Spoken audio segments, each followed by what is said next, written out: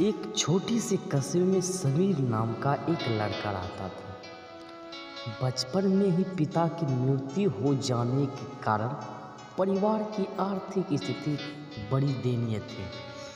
समीर की माँ कुछ पढ़ी लिखी जरूर थी, लेकिन उतनी पढ़ाई से नौकरी कहाँ मिलने वाली थी। सो घर घर बर्तन मांज कर और सिलाई बुनाई का काम करके किसी तरह अपने बच्चे को पढ़ा लिखा रहे थे। समीर स्वभाव से थोड़ा शर्मीला था और अक्सर चुपचाप बैठा रहता था। एक दिन जब वो स्कूल से लौटा तो उसके हाथ में एक लिफाफा था। उसने माँ को लिफाफा पकड़ते हुए कहा, माँ, मास्टर साहब ने तुम्हारे लिए ये चिट्ठी भेजी है, जरा देखो तो इसमें क्या लिखा है। माँ ने मन ही मन चिट्ठी पढ़ी और मुस्कुराकर बोली, बेटा, इसमें लिखा है कि आपका बेटा काफ़ी होशियार है। इस स्कूल के बाकी बच्चों की तुलना में इसका दिमाग जो है बहुत तेज है और हमारे पास इसे पढ़ाने लायक शिक्षक नहीं है, इसलिए कल से आप इसे किसी और स्कूल में भेजें।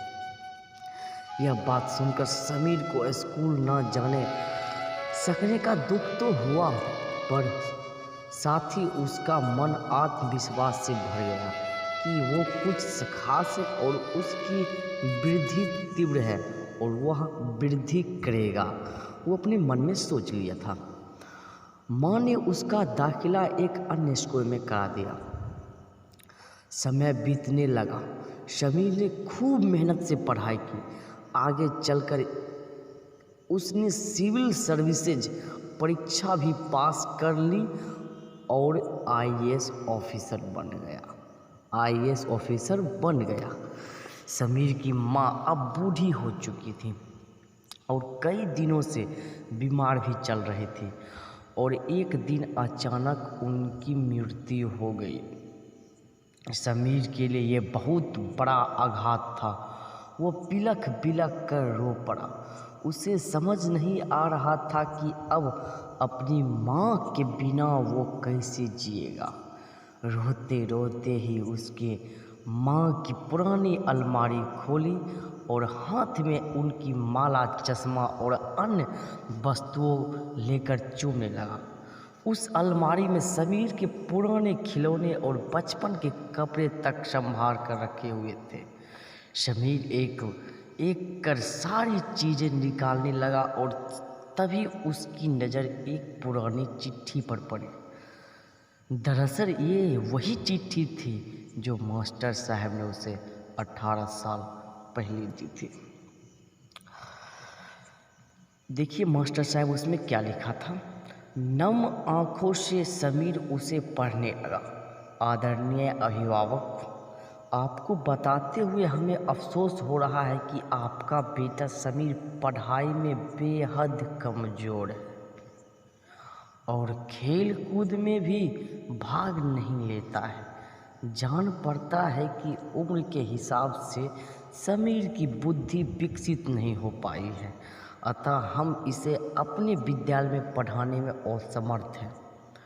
आपसे निवेदन है कि समीर का दाखिला किसी मंदबुद्धि विद्यालय में कराएं अथवा खुद घर पर रखकर इसे पढ़ाएं। देखिए मास्टर साहब उस चिट्ठी में क्या लिखा था और माँ तब उस अपने बेटे को किस प्रकार चिट्ठी सुनाया। माँ तो माँ होती है। चलिए आगे देखते हैं। साधारण प्रिंस पर समीर जानता था कि भले अब उसकी माँ इस दुनिया में नहीं रही, पर वो जहाँ भी रहे उनकी ममता, उनका आशीर्वाद सदा उस पर बना रहेगा। दोस्तों, अगर ये कॉमेडी आपको अच्छी लगी, ये कहानी आपको अच्छी लगी, इस माँ की कहानी अगर आपको अच्छी लगी तो प्लीज़ भाई मेरे चैनल को सब्सक्राइब करो, लाइक करो और अपनी माँ की सेवा अभूतपूर्व करो ताकि माँ से कोई गलती ना हो और आप जो है कोई माँ के सामने गलती ना करे। अगर गलती करेगा तो माँ निश्चित ही माफ़ करेगा। चलिए दोस्तों, भाई बहनों, बहुत समय हो गया है, इसलिए मैं आपको लास्ट बार कहता हूँ, जय हिंद, जय भारत। माँ की ममता अनमोल है।